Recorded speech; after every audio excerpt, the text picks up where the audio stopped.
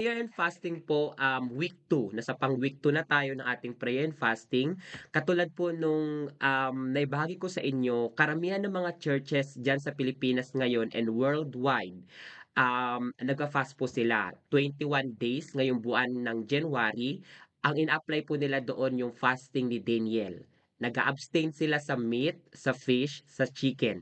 Puro, mga tawag dito, puro mga vegetable and, fruits yung kanilang, kinakain at ang pinaka-protein nila yung tokwa o yung tofu. So, napakinggan ko ang CCF, they are on the fasting, 21-day fast. Ang Victory Church, nasa fasting din sila. Sa VCA, Victory Churches of Asia, nagka-fast din po sila. Ang GIL, naka-fast din po sila ng 21 days ngayon. At yung mga malalaking church na nandiyan sa Pilipinas na naka-follow ako sa social media nila, nasa season po sila ng fasting ngayong January. Kahit yung mga believers na nasa US, sila din po ay naka-fast ngayon. So, merong minimiti ang kanilang puso na mangyari ngayong season ng kanilang fasting. Kasi kadalasan po kasi ng pagpasok ng buwan, doon, gusto nilang magkaroon ng clarity kung ano yung vision ng church nila sa buong taon, kung paano tatakbo ang church nila sa buong taon. So doon nagkakaroon sila ng panahon para, mag-in tune sa Panginoon, mag-aral ng salita, manalangin, tapos sila bilang group, siyempre silang nagkakaalaman na sila ay nasa season ng fasting. At nung nakaraan po, itinuro po sa atin, sa Matthew, kung ano yung mga hindi dapat ginagawa sa fasting at kung ano yung ginagawa 'pag ikaw ay nasa fasting. So, yun po yung pinag-aralan natin nakaraan, yung prayer or power of fasting, which is binahagi ko na po sa inyo yun, shinare ko na po sa inyo. Kaya again, kung may mga naka-miss nung pag-aaral na yun, pwede niyong balikan doon sa na-create nating channel. Ngayon po, pangalawang week, prayer and fasting, kinuha po natin 'to sa Matthew 17:14-21. Kung meron po kayong mga Biblia sa inyong harapan, nakatabi ngayon, pwede niyo pong buksan. Gagamit po ako ng English, puwede niyo pong sundan sa Tagalog para po nasasabayan niyo. Okey po ba? Kasi hindi ko po babanggitin lahat ng mga verse po na yon. um, Dun lang po ako magfo-focus sa 19, 20, and 21 dahil sa Matthew, limited lang yung time natin. Nasa screen ko, nakikita niyo po ba yung screen na naka-share? oo, Ayan, Matthew nandiyan po, 17. Matthew 17:14-21. Matthew 17. 14-21. Yan po yung ating pag-aaralan. Punta na tayo sa verse 21 muna. Sabi ng Panginoon, however, this kind does not go out except by prayer and fasting. So, diyan ko po mismo kinuha yung title ko. Yun yung title na ginawa natin ngayong week 2 na 'to, diyan din yon, prayer and fasting. Kaya po itong prayer and fasting, hindi po 'to ipinapa-implement ng mga churches dahil sa sinabi lang nila, kundi ito ay matatagpuan mismo sa Bible. Sinabi ng Panginoon diyan, however, this kind does not go out except by prayer and fasting. So, hindi po natin 'to mauunawaan kung hindi natin tinitingnan yung kabuuan ng context. Kasi po ito ay text pa lamang, itong 21. Pero ano ba yung context ng pangyayari dito na ibinabahagi ng Panginoon? Kung matandaan niyo po last time binanggit ko sa inyo na do'n sa Mount of Transfiguration, nandoon po si Jesus, present po si Jesus doon, si Moises na nagre-represent sa commandment o sa law, at nandoon din po si Elijah na nagre-represent sa mga prophets. Sila pong tatlo ang na-record sa Bible na nag-fast ng 40 days and 40 nights.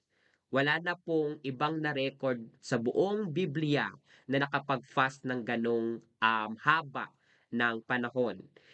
Elijah nag-fast 40 days and 40 nights, Moises nag-fast 40 days and 40 nights, and Jesus sa Matthew 4 at saka sa Luke 4, nag-fast po siya ng 40 days and 40 nights.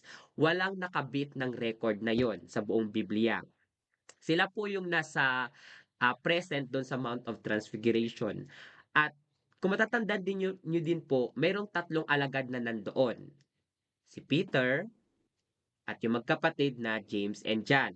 Sila po yung nandoon. Kaya po dito sa Mount sa Matthew 17:21, yung Mount of Transfiguration, alam niyo na po yung kung nagbabasa po kayo ng Bible, kung tawag dito, kung binabasa po natin palagi ang Biblia, may background na tayo. Na sa Matthew 17, ito po yung pangyayari na si Jesus ay umakyat at siya ay nanalangin kasama yung mga alagad niya at siya ay na-transfigured. Kumbaga yung kaningningan niya na pagmasdan, yung kaluwalhatian niya na pagmasdan. Pero pagbaba nila, meron palang nangyayari doon sa ibaba ng bundok. So, merong experience ang mga disciples, si Peter, James, and John, doon sa Mount of Transfiguration, which is yung makatagpo nila ang Diyos sa mountain top. Yun yung tinatawag na mountain top experience. Pero sa baba, may valley low experience, which is wala doon si Peter, James, and John, kundi nandoon yung mga ibang alagad. Kaya po dito, sabi ng Panginoon sa verse 14, nung siya ay bumaba na, merong nanikluhod sa kanya na lalaki. Sabi niya sa verse 15, Lord, have mercy on my son, for he is an epileptic and suffers severely. So ang condition po, yung lalaking lumuhod sa harapan ng Panginoon, merong kalagayan yung kanyang anak. Based sa nabasa ko po, sabi dito, siya ay epileptic, o kaya yung seizure, yung parang, alam niyo po yung mga epileptic, di ba? Yung parang gumagalaw yung kanilang katawan. Yun. Tapos, nang parang di nila nakokontrol. Sabi pa dito, suffer severely. Tapos, ang sabi pa dito, palagi siyang pinupunta sa apoy o kaya sa tubig. Yun yung kalagayan o condition ng kanyang anak. Kaya ang sabi po dito sa verse 17, sabi sa verse 16, sabi nung tatay, dinala ko siya doon sa yung mga disciple. Pero, sabi dito, but they could not cure him. So, hindi nila na-cure yung kalagayan o yung condition ng anak niya. Nasusundan niyo po yung senaryo? Nasusundan po ba natin? Opo. Okay. Opo. Sa verse 17 na tayo. Kung natin po sa verse 17, sabi dito, then Jesus Lord answered and said, Jesus, sabi po niya, O ay faithless sana and perverse walang generations, how long shall I be pananampalataya. with you? How long shall Kailan I ako bear with dapat you? Bring manatiling him kasama here niyo? to me. So dito Hanggang po kailan makikita po natin sa kayo? verse 17 po na pinagalitan ni Jesus yung mga natirang disciple dun sa valley, dun sa baba ng bundok, dahil sinasabi niya dito, O faithless and perverse generation. Remember po, hindi niya po kausap dito yung mga unbeliever. Ang kausap niya dito ay mga disciples. Ang mga disciple ng Panginoon based sa John 8:30-32, sila yung mga nagpapatuloy sa salita ng Panginoon at doon nakikilala na sila yung mga alagad. At napapalaya sila ng katotohanan. O nalalaman nila katotohanan, napapalaya sila ng katotohanan. Yun po yung definition ng pagiging disciple. Again, ang kausap po ng Panginoon dito ay hindi mga unbelievers, kundi mga disciple. Kung ikaw yung disciple, tapos sinabihan ka ng Panginoon o faithless and perverse generation, ano yung parang magiging respond mo, ha? Hindi ba ako Titiisin. walang Hindi ba ako nananalig? Di ba po? Pero yun, silang kausap nila dito. Nakaread po yan sa Bible nyo.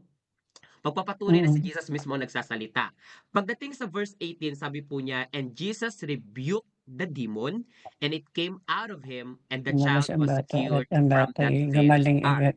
So, mismo ang Panginoon po, sa verse 18, siya po ang nag-rebuke doon sa demon, Ipalabas, nagpalabas doon sa demon, at lumabas din po yung demon na yon doon sa bata bata. doon mismo sa oras na yon. Hindi na sila nag-antay ng ilang minuto o ilang oras. Sabi dito sa verse 18, that very hour. Mismong sa oras po na yon. So nasundan po natin lumabas yung agad. context, nasundan po natin yung pangyayari. Kaya po dun sa verse 19, kung nakikita niyo po yung screen ko, nandiyan na po. Sabi sa verse 19, Katapos, Ate Agnes, pabasa nga po nung nakikita niyo sa screen. Then the disciples came to Jesus privately and said, "Why could we not cast it out?" hindi sila Yan. nalaman. Yan yung natanong ng mga alagad o yung mga Tinanong, disciple. So, Mm. again bakit po, ang hindi po kausap namin ng Panginoon po mapalayas ang demonyo? dito ay mga disciple. Hindi po kausap ng Mm. Panginoon dito yung mga unbelievers. Disciples po. Ang kinagandahan lang sa mga disciples, kapag meron silang hindi nauunawaan sa Panginoon, sila yung bukod tangi na group na lumalapit sa Panginoon privately at nagtatanong kung ano yung Nagtatanong, mga hindi nila naiintindihan. For example, nagtuturo si Jesus ng parable, tapos after noon, makikita nyo na sila lang yung bukod tanging group na pumupunta sa Panginoon privately para magtanong, Lord, ano yung gusto mong sabihin doon sa parable mo? Lord, ano yung gusto mong iparating doon? Ganun yung puso nila. So, dito, yung mga disciple na natira doon sa valley, doon sa baba ng bundok, lumapit sila sa Panginoon privately at anong sinabi nila? Why could we bakit not hindi nila cast it out? mapalayas ang Bakit demonyo? hindi nila mapalayas yung demonyo? Yun yung tanong nila sa Panginoon. Maaring tayo, Mm. nagtatanong din tayo, Lord, kailangan ko ng breakthrough dito sa area ng buhay ko na to. Bakit hindi ko mapalayas yung ganitong klasing hindi ko ninanais sa buhay ko? 'Di ba? Minsan may mga ganun tayong tanong or kaya kung maharap, imagine po natin yung sarili natin, ikaw yung alagad na nandoon sa panahon na yon. Ikaw yung nandoon sa baba ng bundok.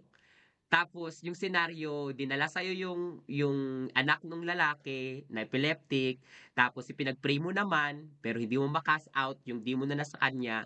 Ano yung nararamdaman mo bilang isang alagad? 'Di ba maaring nagtatanong ka, maaring may pangangamba ka, bakit kaya? 'Di ba minsan may mga gano'n tayo kahit nga lang sa part ng healing, eh. Lord, bakit hindi mapagaling? Lord, bakit ganito? 'Di ba minsan Mm. nagtatanong tayo ng mga gano'n. Kaya itong mga alagad po, parehas lang 'to sa atin. Kasi sila din ay nagtanong, "Why could we not cast it out?" 'Yun yung tanong nila. Bakit hindi naming mapalayas 'yon? Yung breakthrough na hinihiling nila. So sila ay nagtanong, siyempre ang Panginoon, meron din po siyang sagot. Kaya po naka-red po dito 'to kasi ito po ay mismong salita ng Panginoon na lumabas sa kanyang bibig. Kaya sa Matthew 17 verse 20, yung sumunod po na verse, ang sabi po ng Panginoon, so Jesus said Sumagot to siya. them, sumagot po Dahil siya, sa maliit ang inyong because of your pananampalataya. unbelief, for assuredly I say to you, if you have faith as a mustard seed, you will say to this mountain, move from here to there, and it will move, and nothing will be impossible Lipat ka ron. for you. Ito, lilipat niya. So, ang Hindi Panginoon naman po, ang ang Panginoong bagay na Hesus din po, kapag meron magagawa. tinatanong sa kanya ang tao, malamang siya din po ay sumasagot. Siya po ay sumasagot. Kaya pong sabi di po dito sa verse 20, unang sinabi ng Panginoon, because of your unbelief. Hinighlight ko po yan.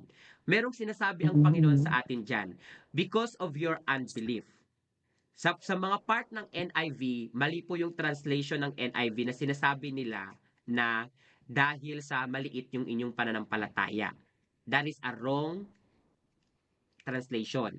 Kasi po, ang sinasabi po sa original, yung talagang walang pananampalataya yung tao. Sinasabi po dito, because of your unbelief, dahil ang kalaban po ng faith ay ano?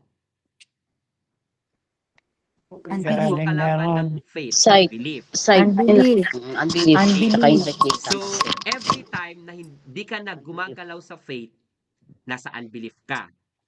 Hindi maaari na magsabay na lumakad ka sa faith at saka sa unbelief.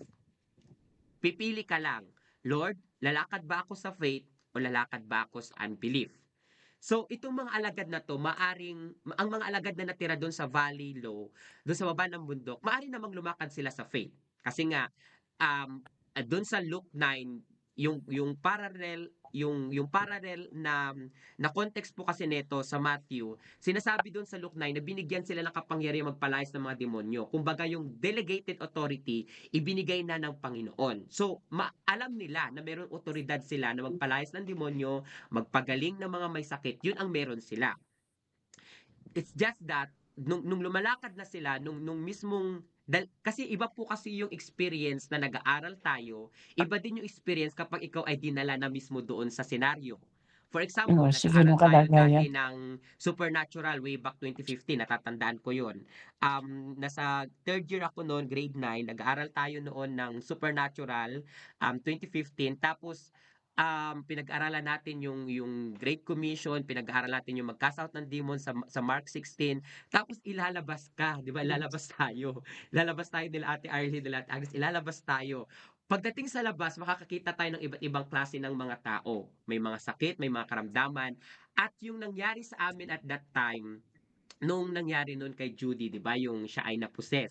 So, yung pag-cast out ng demons noon, 'di pinag-pray yung may-ari ng yung I mean, pinag-pray si Judy, pinag-pray yung mga yung buong tahanan, kinast Bahay. out yung demons, ganyan ganyan. Tapos inano ni Ate Arlene before na basahan siya ng tiyan.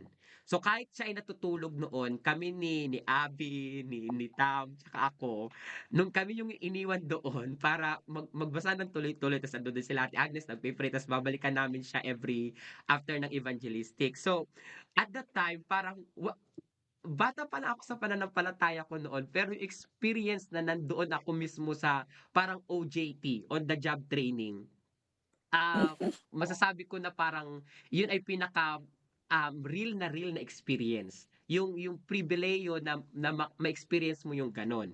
Pero sa puso ko noon, wala akong, I mean, siguro may konting pagkatakot, pero yung fire kasi na nilalagay sa amin dati na ang goal natin ngayong taon na to ay supernatural, na hindi tayo lalakad sa natural. So, ganun na-establish yung mind namin bilang mga young adult. So dito, balik po tayo dito, sinasabi dito, because of your unbelief, dahil may mga pangyayari minsan sa buhay natin na nangangailangan ng fasting para ma-deal ng Diyos yung mga unbelief sa kaisipan natin.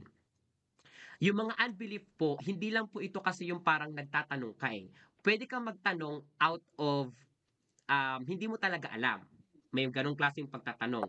Pero mayroon ding pagtatanong na talaga ikaw ay nasa area ng unbelief. For example, yung tanong po 'di ba ni Zacarias nung ibibigay si John the Baptist. 'Di ba po? Yung tanong niya kasi noon sa angel, kaya siya napipi dahil hindi siya nananalig sa sinabi ng Panginoon. Pero kung matandaan niyo po, nagtanong din naman si Mary, paano mangyayari ito? Pero anong kaibahan nila? Si Zacarias nag-alinlangan, pero si Mary nanalig kahit nagtatanong sila parehas. So yun lang po. Dito makikita natin, uulitin ko lang, sa season ng prayer and fasting mo, dito na didil ng Diyos yung mga unbelief mo. Marami nakaimbak sa ating kaisipan na mga unbelief simula pa nung tayo ay ipinanganak. Simula pa tayo ay lumaki dito sa mundong ito, alam natin yan, kahit hindi na ako magbigay ng example, maraming nakaimbak sa kaisipan natin na mga unbelief. Yung halimbawa, sabi ko daw kung bibigyan ng example pero nagbigay na ako. Yung halimbawa, Lord, bakit hindi mapagaling? Or Lord, bakit hindi mapalayas? Or Lord, bakit ganito, ganyan? Doon mauusisa, masusuri sa puso natin kung ikaw ba ay nagtatanong out of curiosity na hindi mo talaga alam or nagtatanong ka dahil may unbelief ka sa kaisipan mo. So, nais ko po 'tong i-explain ng sobrang tagal, pero dahil sa limited lang yung time natin, um, iniiksian ko lang po, 'no? So, because of your unbelief, dun pa lang, pagpasok po natin sa pag-aaral sa faith, pag-aaralan pa po natin 'to ng mas mabusisi. So, because of your unbelief, again, isang sentence lang sabihin ko sa inyo, pagdating sa prayer and fasting, dito nadi-deal ng Diyos yung mga unbelief natin. Ano pang sabi ng Panginoon? For assuredly I say to you, totoo ngang sinasabi ko sa inyo, if you have faith as a mustard seed. Kaya ko sinasabi kanina na mali yung translation ng NIV na sinasabi doon na maliit ang iyong pananampalataya o little faith. Dahil sinabi din ng Panginoon dito, if you have faith as a mustard seed. Ang mustard seed po, ito daw po yung pinakamaliit na binhi sa buong mundo. Pero kapag itinanim mo ang mustard seed, ito ay kayang lumago ng malaki at maging pamugadan ng mga ibon. So dito Ibon. makikita natin na sinasabi ng Panginoon, if you have faith, nandyan po yung salitang if. Hindi magagawa. Kapag nakikita nyo po yung salitang if o yung sa Tagalog kung or subalit, yan po ay a conditional statement. Meaning, kung ito ay gagawin mo, ito ang mangyayari sa'yo. Nasundan po natin? Pag sinabi po ng translation na if, conditional po yan, or kung, subalit, sapagkat, kung magkagayon, yun po yung mga conditional statement. Sinasabi po dito, if you have faith as a mustard seed, you will say to this mountain. So, sinasabi ng Panginoon, kung ikaw ay mayroong panampalataya, mapapagalaw mo yung bundok. Anumang mga bundok sa buhay natin, anumang mga mountain sa buhay natin, kaya mong sabihin na Kaya sila ay balik. umalis at sila ay mag-move. Lumayas. Diba? If you have faith as a mustard seed, you will say. Binibigyan nga tayo ng example dati, kung hindi po ito tumutukoy, halimbawa kung meron kang tambak-tambak o bundok-bundok na labahin, uutusan mo na lumipat yung labahin papunta doon sa washing, hindi po yung mangyayari. Dahil physical po kailangan mong gumalaw. Hindi po natin pwede doon i-apply. Ang sinasabi po dito, yung spiritual o yung soul na part na kalagayan natin o kahit sa physical na kalagayan natin, na if you have faith, di ba minsan meron tayong mga inaasam sa puso natin, Lord, nais kong lumakad sa faith ngayong taong 2026 dito sa area ng, for example, sa area ng family ko na, Lord, mayroong mga hindi pagkakasundo sa pamilya ko. Maaring ganon, maaring specific na ganon. Or for example, Lord, pinapanaligan ko yung area ng finances ko na ito po ay may sa ayos, bigyan mo ako ng wisdom o yung pag-manage ng maayos. Ganun po, ganun mga area o kaya kahit physical healing o ano pang part ng area ng buhay natin, kung meron kang panampalataya, maari mong sabihin. Dahil ang pangako naman ng Panginoon dito sa dulo, nothing will be impossible for you. Dahil itinuro niya na po dito yung paano gumagalaw ang faith, ano yung otoridad na meron tayo. Again, hindi ko po ito may explain ng mabusisi dahil ito po ay pag-aaral na sa faith. Narito pa lang po tayo sa prayer and fasting. Pero ang prayer and fasting, kaugnay nito ang panampalataya. So, if you have faith, you will say to this mountain. Makikita nyo po dito na yung statement po natin kanina, hindi maaaring gumagalaw ka sa panampalataya at gumagalaw ka din sa unbelief. Kasi po, ang paggalaw mo sa panampalataya o sa faith, ano natin, ang ang ang ang paggalaw mo sa unbelief, kapag ikaw ay gumagalaw sa unbelief, absent ang faith. Pag ikaw naman ay gumagalaw sa faith, absent ang unbelief. Naintindihan po natin, hindi po pwedeng gumalaw tayo ng sabay. It's either ikaw ay nasa panampalataya o ikaw ay nasa unbelief. Kaya pwede mong kausapin ng Panginoon, Lord, sa area ng buhay ko na to na ipinapanalangin ko sa iyo ng matagal na, gumagalaw ba ako, Lord, sa faith o gumagalaw ba ako sa unbelief? Kaya nga kapag meron tayong mga area ng buhay natin na gusto nating bigyan ng clarity o mabigyan tayo ng clarity, you need fasting. Kasi doon po nadidil ng Panginoon yung ating mga kalagayang spiritual, doon po nangyayari yung pagbabago ng isip. Lalong-lalo na kung yung prayer and fasting mo, sinasabayan mo ng pag-aaral ng salita ng Diyos. Kasi doon sa Romans 12:1 and 2, nandoon yung renewing of the mind, yung pagbabago ng takbo ng pag-iisip. Kaya dito makikita natin na sinabi ng Diyos sa 21, kaya niya po nasabi, yung verse 21, however, this kind does not go out except by prayer and fasting. Sa mga benefits po ng fasting, ito po ay bahagi ko na sa inyo last time. Mayroong spiritual benefits, mayroong mental benefits o yung pag-focus ng mind, may emotional and mental benefits, at syempre may physical health benefits. Ito po ay pinapatotohanan na ng mga doctors na kapag ikaw ay nasa fasting, na nare-reset yung bahagi ng mga katawan mo.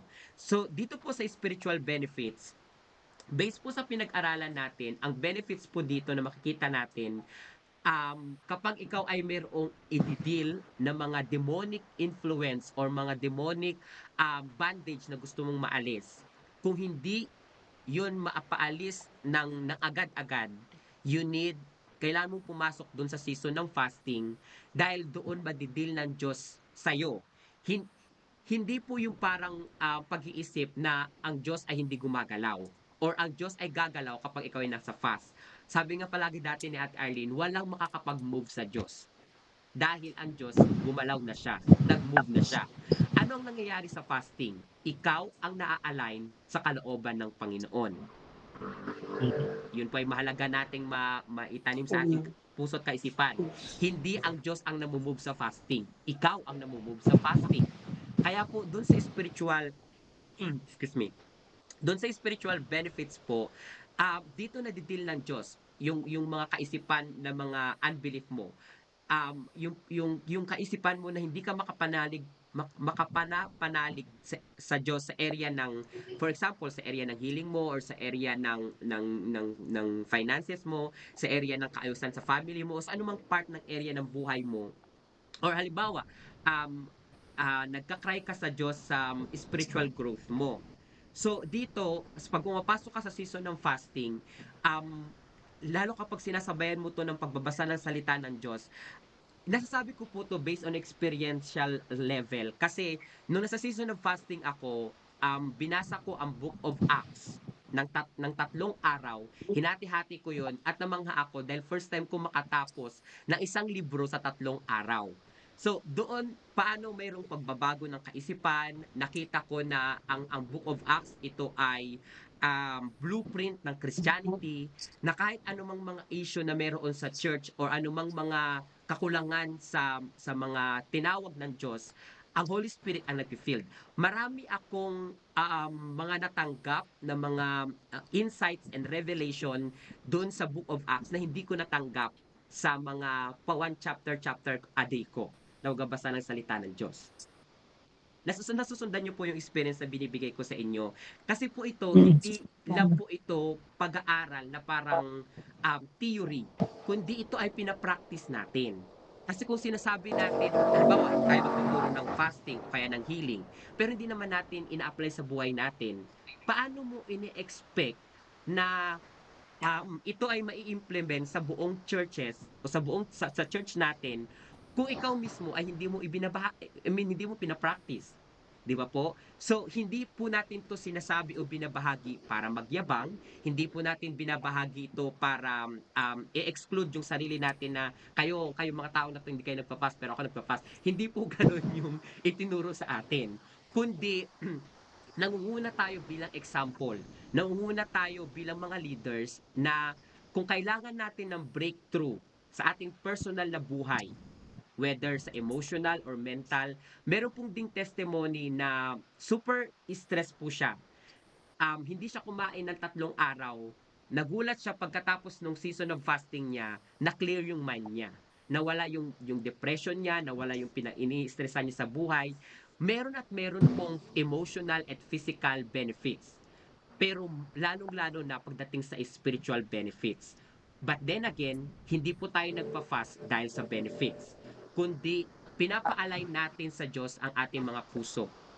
One last thing, sa season po ng fasting, paano pinapakilala sa atin ng Diyos, paano ka nag-expect na mapalayas yung bandage o yung tanikala ng kaaway sa buhay mo kung yung katawan mo nga lang hindi mo madisiplina. Dahil sinabi din po yun ni Paul nung ginamit natin last time sa 1 Corinthians, I put my body into subjection. I discipline my body. Yun ang sinasabi niya sa 1 Corinthians.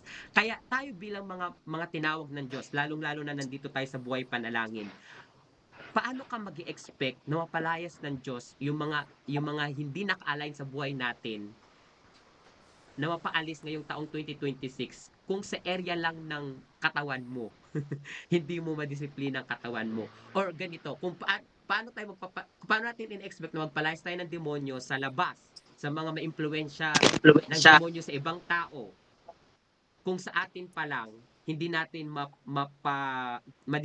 madisiplina ang ating katawan sa mga pagkain natin, sa mga area ng, alam mo, sa social media pa lang, na nag-expend ka ng nakakapag-spend daw ang tao ngayon ng 4 to 5 hours, social media pa lang yun, na scroll ng scroll, ng scroll ng scroll, o kaya kakapanood sa Netflix, sa anumang area ng buhay natin, or ng impluensya ng mundong ito, kasi po ang mundong ito, ang binibigay po neto ay mga unbelief.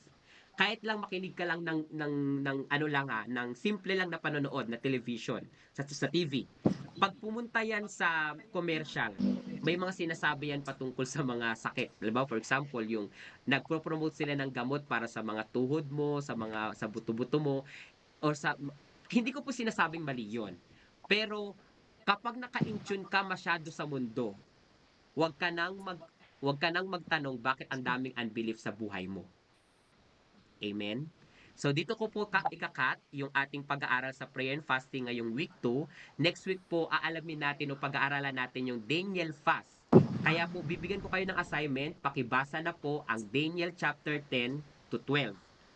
10, 11, 12. 3 chapter po, pakibasa po para nasusundan natin yung pag-aaral natin next week sa Daniel fasting. So, ikakat ko po muna dito.